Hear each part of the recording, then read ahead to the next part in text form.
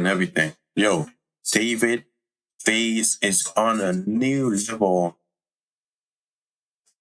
because he's a weirdo. If we didn't already know that.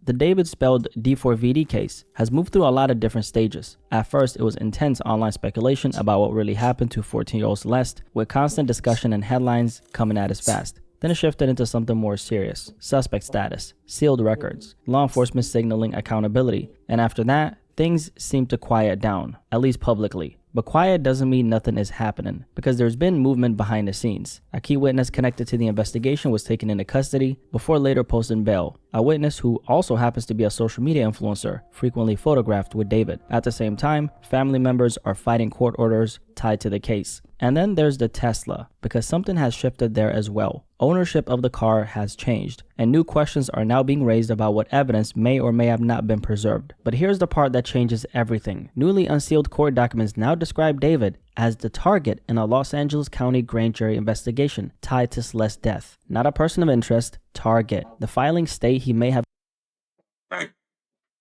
Yeah. I mean,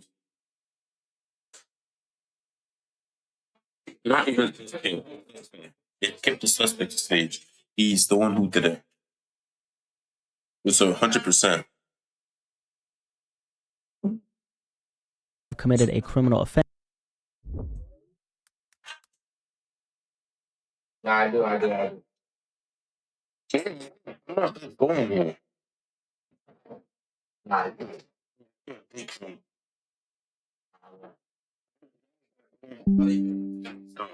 No, I'm not. I don't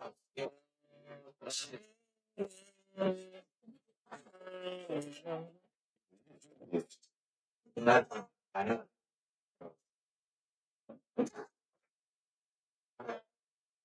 Yeah, this is gonna jump scare people.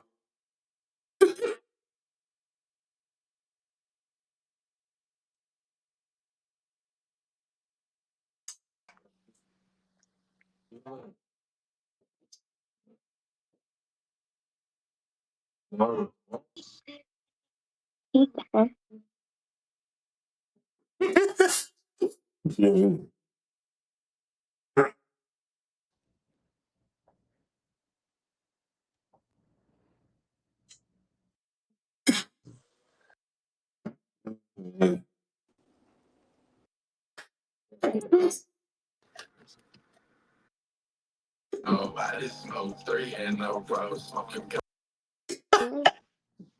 Oh, sure. I'm not doing that. What the?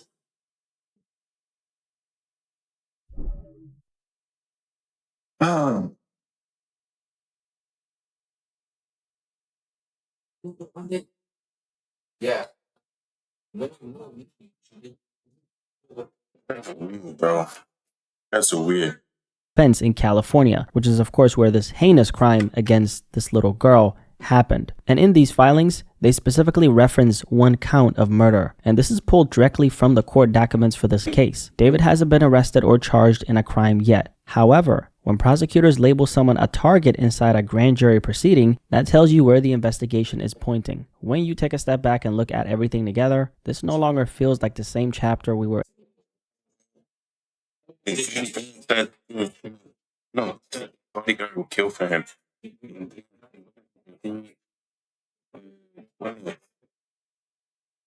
And a few months ago, it feels like a transition. It feels like the case has entered a new phase. But what exactly does that new phase mean for the investigation and for David himself?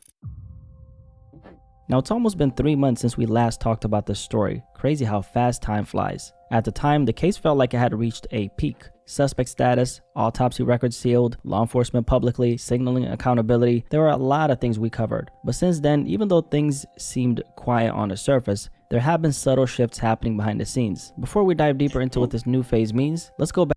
I remember the first time I heard it, it felt different. Like, did it.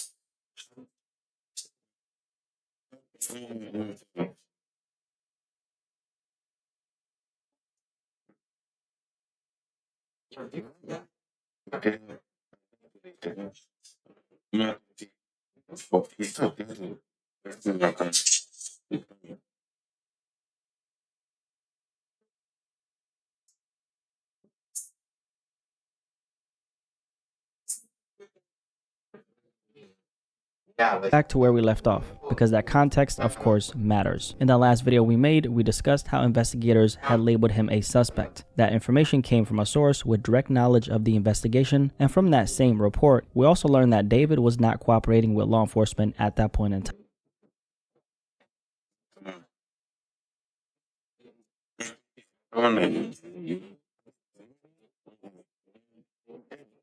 Doesn't want to get incriminated more. Which that means the terrorists probably look at him, fellas. If you know you didn't do it, then you're not complying. We also talked about law enforcement sources indicating that investigators believe more than one person may have been involved in what was done to Celeste. His manager, bro. Could be him and the manager. Possibilities. There's a chance. And that was a major shift in the tone of the case. At that point, it didn't feel like this was about just one person anymore. It feels like investigators were widening the net, trying to understand whether responsibility extended beyond a single individual. And the question, of course, naturally became who else was there? Who crossed paths with Celeste before this? Who might have known something connected to that as well? We learned that the timeline itself may have been a very different one from what people originally assumed. A law enforcement source stated that Celeste may have been deceased for months, dating back to the spring of 2025, even though her remains weren't discovered until September 2025.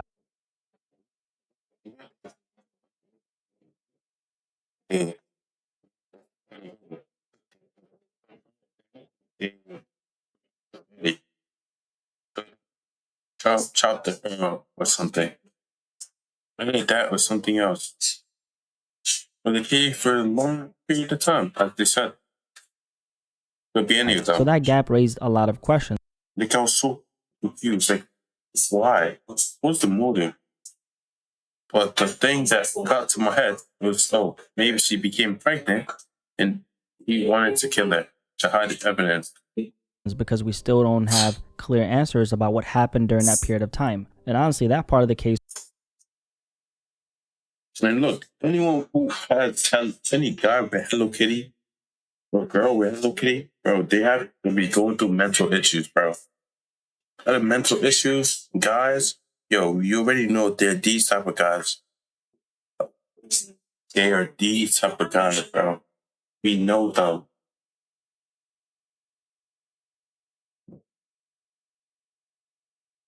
Was one of the most difficult pieces to process. I mean, we're talking about a gap of months. That's not a small window. That's an entire stretch of time where something happened and we still don't fully understand what. We also talked about these sealed autopsy.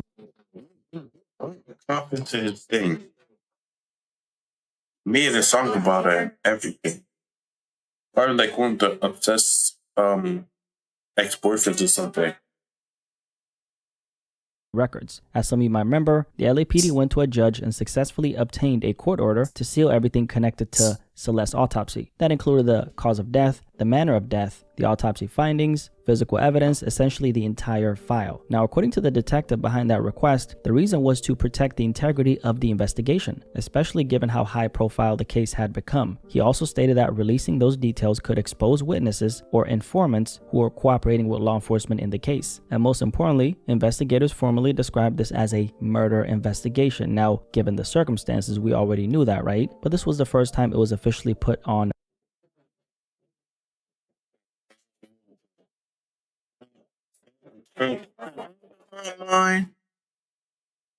You died. I didn't even cry. No single tear. I think someone who would even.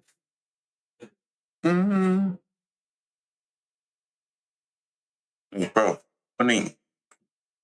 putting things in the songs to show you doesn't really care. Record. So that's where things But the next thing I thought he was gonna do was off himself. That's what I thought. We go into his post comment section. Then he turned off comments, some of them, and yeah, stood at the time. He has backup accounts. And that's what we last covered in the video that I made. There were a lot of heavy developments, strong signals from investigators, and then silence. But silence doesn't always mean stagnation, because over the past few weeks, things have happened that suggest this case isn't sitting still at all. Let's start with what happened on January 23rd, just a few weeks ago. It begins with a social media influencer by the name of Neil Langston, someone who's been photographed around D4vd, David over the past year and who had already been identified as a key grand jury witness in this investigation. From what's publicly visible, they appear to be friends. How close exactly are they? We don't really know the details. At least they're close enough to take this photo together where David's shirt says, "Sounds gay?" And why is old boy smiling in his mugshot like that? I have a lot of questions. But what we do know is this. In late January, Langston was arrested in Montana, and that's because he had an out-of-state warrant after failing to appear as a witness in Los Angeles. So basically, he was expected to show up and testify in this case, and he didn't for whatever reason. County jail records show he was taken into custody on January 22nd. Shortly after, the Los Angeles Times confirmed that a judge had issued the warrant after he repeatedly declined to testify before the grand jury. Yeah. They probably paid him a lot for just to not do any of that. Well, he's just loyal and might be one of them too, Brad. It was eventually transported. They have the Pred code altogether. Back to Los Angeles and released on a $60,000 bond. Now, grand jury proceedings are confidential, so we don't really know what was ultimately discussed or whether he testified once he returned. But here's the key part that stands out, to me at least. Grand juries don't usually issue out-of-state warrants unless testimony is considered important. Basically, they don't go through the process of tracking someone down across state lines unless they believe that person has information they need. Now, that doesn't automatically mean involvement. It could mean timeline, context, communication, movement, something he saw, something he heard, perhaps. I mean, they were friends after all, or possibly more than friends, according to some of his fans on Reddit. But the fact that the court wanted his appearance tells you his testimony.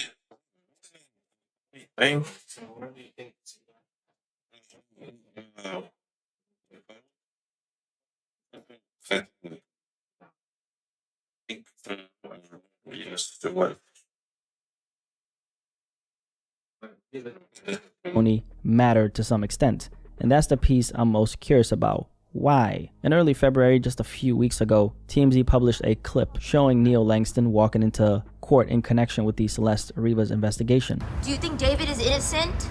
Again, that footage doesn't tell us what was said inside the courtroom, but it does confirm that this process is actively unfolding. Obviously, we don't know what his level of involvement is here, or even if there's one beyond just being called as a witness. But what we do know from previous reports is that investigators were bringing in multiple witnesses as part of this entire case and process. And here's the thing, right? When someone operates at the level that David was, especially in the music industry, since there were a lot of people around him, managers, friends, tour staff, collaborators, etc., there could have been people who saw some things. So the fact that witnesses are being called...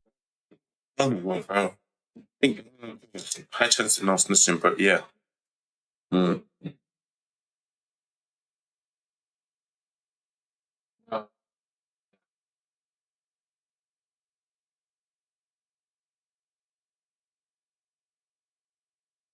But like, yeah, high chance they're not doing anything. They're not snitching. But they getting paid a lot. He probably paid everyone. Did not say anything. Isn't so There were millionaires and billionaires too. Strange, and it also doesn't automatically mean guilt. It does, however, mean investigators are building context. Now, a lot of people did question why he initially declined to testify, and I'm very curious about that as well. But the reality is there's a lot of reasons why someone might hesitate in a situation like maybe they know something and they're scared that the person will probably opt up. This, whether it's legal advice, fear of saying the wrong thing, or simply not wanting to be dragged into something this serious, whatever. Now, the witness situation wasn't the only thing that happened, because around that same time, this investigation extended itself into David's actual family. According to the Los Angeles Times, his father, mother, and brother, who all live in Texas, were served grand jury subpoenas tied to this investigation. So basically, California prosecutors want them to testify in this case. But instead of just going along with it, the family pushed back. They went to court in Texas and argued that forcing them to testify in California would violate their due process rights, meaning in simple terms, they were challenging whether the legal procedure was being handled correctly in their case. However, that challenge didn't change much because on February 9th, the court actually denied it. So as far as we know, they're still expected to show up and testify. And I'm not gonna lie, when I saw that his immediate family was being pulled into all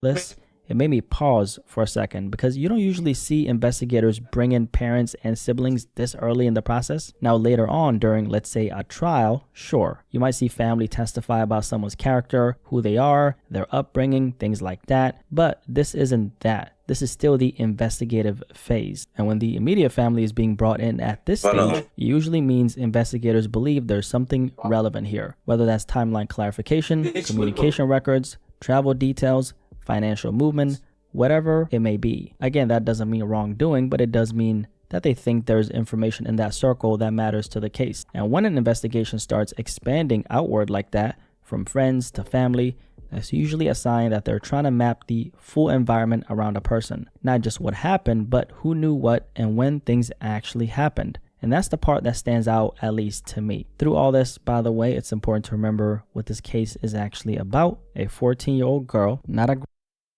grown woman like a lot of these irresponsible platforms are saying, a 14-year-old little girl. Call that 14-year-old girl, grown woman. Yo, that nigga can't drive needs to be checked. What the flip? Grown woman to 14-year-old girl.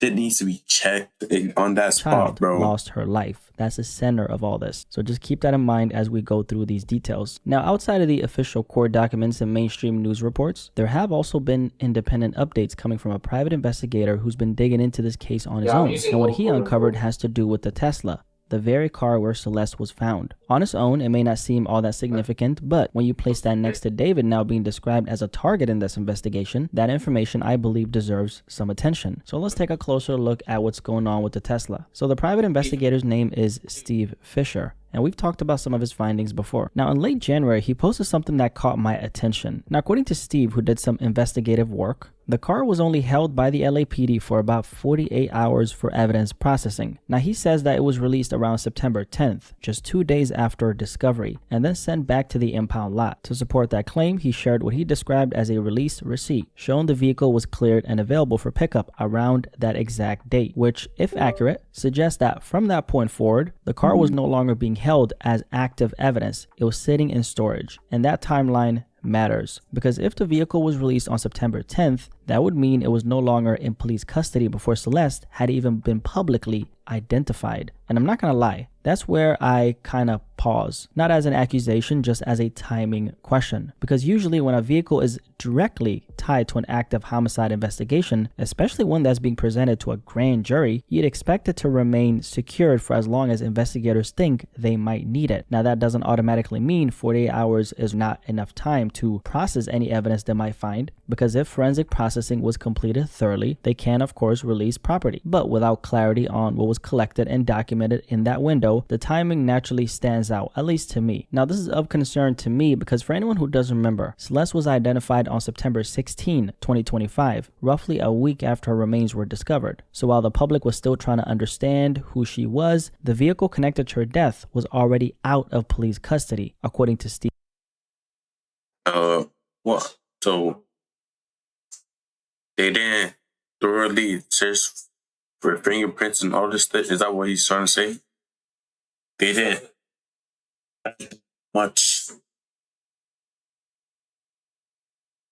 Didn't take enough evidence, basically. That's basically what he's saying. Fisher provided receipts. And according to Steve, the car also sat in storage for months, accumulating roughly $10,000 in fees. It was eventually scheduled to go to auction, meaning if no one stepped in, the vehicle would have been sold off. But then something interesting happened. In the final hours before that auction, somebody came and picked it up. Not weeks before, not even days before, hours. So it either had to be David himself, which would seem unlikely given everything going on, or someone legally authorized to act on his behalf. And once again, the timing, of course, matters. This was the car that Celeste was found in. This was a vehicle that had already been processed, released, sitting in storage, accumulating fees, and right before it goes public, somebody comes and picks it up. And then came a follow-up to this particular information. According to Steve, the vehicle wasn't just retrieved. Ownership was apparently transferred. Steve stated that someone presented paperwork and legally took possession and moved the car out of David's name. He claims to have verified that through DMV records. Now again, this information comes from a private investigator's public statements, not the LAPD. But if that sequence of information is all accurate, that's where a lot of questions come in. If a vehicle is central to a murder investigation, what's standard protocol? How long is evidence typically retained? Is there a minimum hold period in high-profile cases like this? Or does it simply depend on whether forensic processing is completed? And is 48 hours typical? Because a vehicle isn't just one piece of evidence. It's a contained environment. Because here's the thing, this right here isn't just a car. This was the last known physical space connected to a 14-year-old girl whose death is being investigated as a murder. So when you really think about that, fingerprints, DNA swabs, trace fibers, digital system data, especially in a Tesla, location history, can all of that realistically can you track, you could track like where the car has been, no? Can Tesla track the car? I swear they have. Actually, don't you need to pay for that? You probably pay for it. So for example, if his car gets stolen, he probably had the coverage on it. Case where the vehicle the rapper was in became a major forensic battleground and remained central evidence for an extended period of time. I'm not saying the cases are the same, of course not. I'm saying when a vehicle is central to a murder investigation, people naturally expect thorough preservation. And the LAPD hasn't publicly detailed what was collected, when it was collected, or why the timeline made sense. So what we're left with is this sequence: discovery, 2 days later, release, months in storage, auction scheduled, last minute retrieval, ownership transfer. When you line it up like that, it's hard not to ask questions. And again, I'm not jumping to conclusions. I'm not accusing anyone of anything. I am just asking questions. I'm simply acknowledging that when you line these events up, the timing stands out. And in cases like this, timing of course matters. Because while the Tesla timeline is still being questioned, which has not been formally addressed by law enforcement yet, something major just became public. Newly unsealed court documents now describe David, by his real name David Burke, as the target of a Los Angeles County grand jury investigation tied to Celeste's death. Now that was the word used in these documents, target. And in grand jury language, that word carries target. So it's done. Like that before, probably means E. That's number one priority. Since the target E, basically, target is basically higher than suspect, because suspect, they don't know. They're trying to find out. But target, they want you. So chance he probably did it. They probably have a lot of evidence on him. weight. It usually means prosecutors believe they have strong evidence connecting that person to the alleged crime. Now, the documents go even further. They state he may have committed a criminal offense in California, specifically one count of murder. Now, pause there for a second, because up until now, this case has been very quiet publicly, and we've been sitting with that silence without any real confirmation about where David stands in all of this. And here's some further context. The reason why these documents surfaced is because of the legal fight involving his parents and brother that I told you about earlier, the same family members who were ordered to appear before the grand jury. And through those documents, we also learned more about what it looked like when they found Celeste's body in the Tesla. When police opened the front trunk of the Tesla on September 8th, 2025, after a worker reported a strong smell coming from the vehicle, they found a black cadaver bag inside, which is essentially another word for a body bag. Inside that bag were Celeste's remains. Police partially unzipped it and found a decomposed head and torso. There was also a second bag underneath the first one, which contained the rest of her dismembered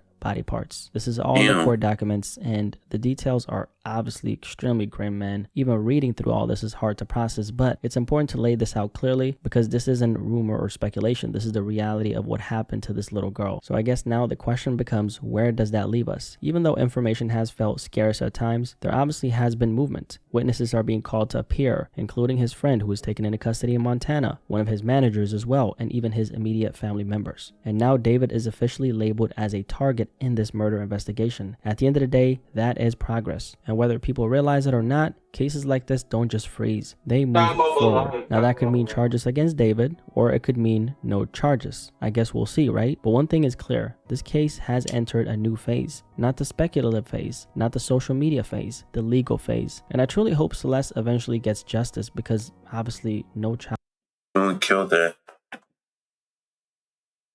Yeah, no child needs to go through such thing like that. Valid. Deserves to lose their life like this. At the center of all this is still a 14-year-old girl who lost her life, man. That's what matters. Everything else, the headlines, the debates, the online theories, is secondary to that reality. I guess now we're just gonna have to wait for the legal system to do what it's designed to do, bring justice. And however that unfolds, it's clear that this story isn't over. If you made it this far, drop a like on this video and subscribe if you're new here. My name is Blackie Speaks. Nice to meet you. What do you guys think about these? Shoot, bro. You said hopefully it goes good, and if he did it, yes, he should, because he still cracked the hit. Hopefully, yeah, I said that before. Hopefully it goes good.